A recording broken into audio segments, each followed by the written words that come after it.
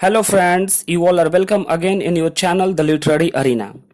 Dear friends, आज के इस वीडियो में हम लोग जानेंगे कि हमारे देश में शिक्षा व्यवस्था कैसी थी और उसके लिए कौन कौन से रिपोर्ट्स बनाए गए, यानी कि इंडियन एजुकेशन सिस्टम में कौन कौन से कमिटीज, कमीशंस और रिपोर्ट्स तैयार किए गए थे, उनके बारे में हम लोग स्टडी करेंगे। सबसे पहले जो है इंग्लिश पीरियड में हम लोग देखेंगे कि अंग्रेजों के समय में, जब अंग्रेज ब्रिटिश रूल था हमारे इंडिया में, यानी 1947 के पहले कौन कौन से एजुकेशन कमीशंस हुए थे, कमिटीज हुए थे, उसको पहले हम लोग क्रोनोलॉजिकल ऑर्डर में देखेंगे।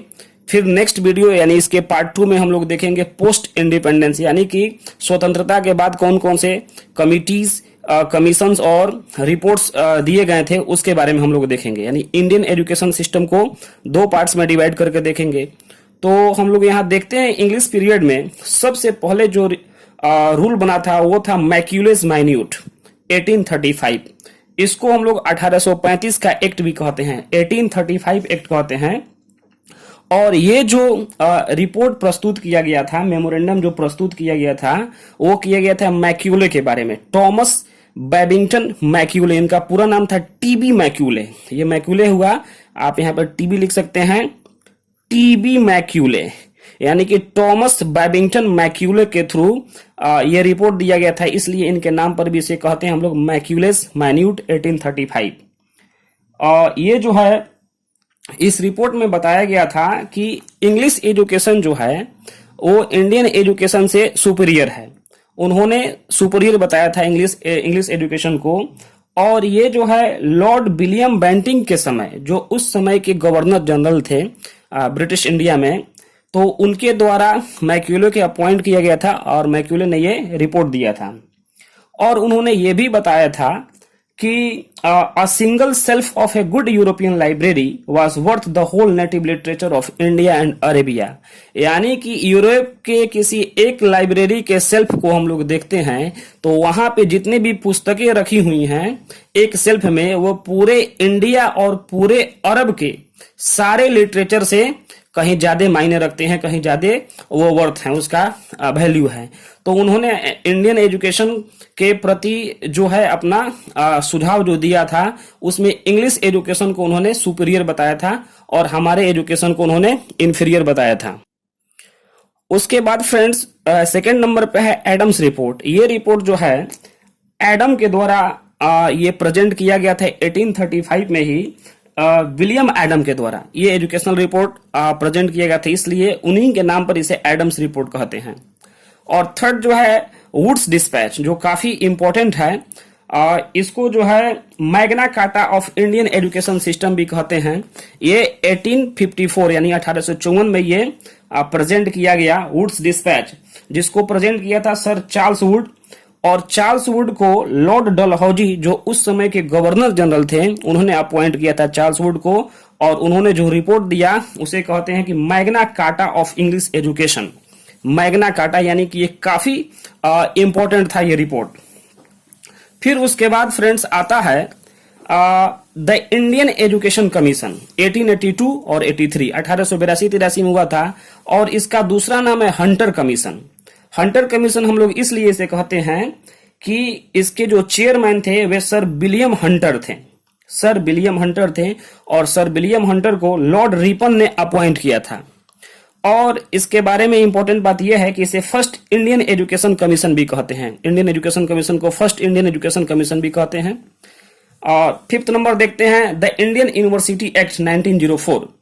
इंडियन यूनिवर्सिटी एक्ट आया 1904 में। और उसके बाद सिक्स्थ नंबर आया द कलकत्ता यूनिवर्सिटी कमीशन या सैडलर कमीशन, 1917 से 1919 के बीच में ये प्रेजेंट किया गया था। तो ये क्या है सैडलर कमीशन और किनके नाम पर रखा गया है? चूंकि इसके प्रेसिडेंट जो थे, उसके चेयरमैन जो थे, वो थे सर माइकल सैडलर, एक बहुत ही बड़े स्कॉलर थे वो।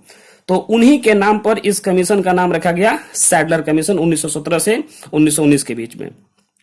और सेवेंथ नंबर में हम लोग देखते हैं द ऑक्सिलरी कमिटी रिपोर्ट या हार्टोग कमिटी, इसको कहते हैं। ये हार्टोग के नाम पर रखा गया, इसलिए इसे हार्टोग कमिटी कहते हैं। 1928-29 के बीच में हुआ था।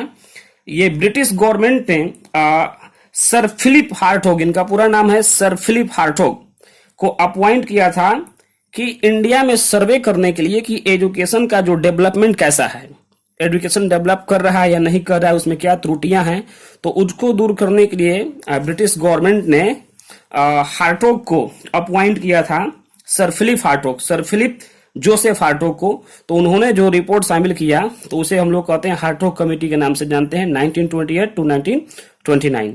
और उसके बाद आता है Abbott would report, ABBOT Abbott would. ये एक्चुअली दो व्यक्तियों का नाम है, एक का नाम है एबॉट और एक का नाम है वुड। इन दोनों ने जो रिपोर्ट प्रेजेंट किया था 1936-37 के बीच में, उसे हम लोग एबॉट वुड रिपोर्ट कहते हैं।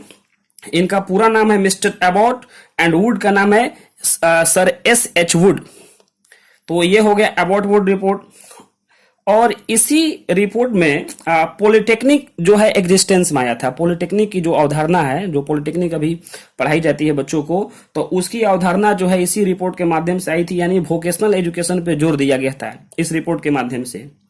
और उसके बाद आता है जाकिर हुसैन कमेटी। डॉक्टर जाकिर हुसैन जो थे इसके चेयरमैन थे और ये महात्मा गांधी के लीडरशिप में किया गया था वर्धा में, इसलिए इसे हम लोग वर्धा स्कीम ऑफ कमीशन भी कहते हैं। वर्धा, WARDHA वर्धा, इसे Wardha WARDHA Wardha scheme of education भी कहते हैं, जो 1938 में आया। और उसके बाद जो है द सार्जेंट रिपोर्ट आया 1944 में। तो हम लोग फ्रेंड्स देखते हैं कि आजादी के पहले, यानी कि ब्रिटिश रूल में, इंग्लिश पीरियड में हमारे देश में ये सारे जो है रूल्स बनाए गए, रिपोर्ट्स बनाए गए हैं एजुकेशन के लिए, एजुकेशन में सुधार के लिए। और समय समय पर जो जो रिपोर्ट्स बने, जो जो कमीशंस हुए या कमिटीज बनी, तो ये सारे डिटेल्स आप देख लिए। अब हम लोग इसके सेकेंड पार्ट में फ्रेंड्स देखेंगे कि आफ्टर इंडिपेंडेंस कौन कौन से रिपोर्ट बने। और तब तक के लिए thank you friends, thank you very much. आपने अपना कीमती समय दिया। प्लीज चैनल को सब्सक्राइब करें, वीडियो को अधिक से अधिक शेयर करें। मिलते हैं नेक्स्ट वीडियो में। Thank you friends, thank you very much.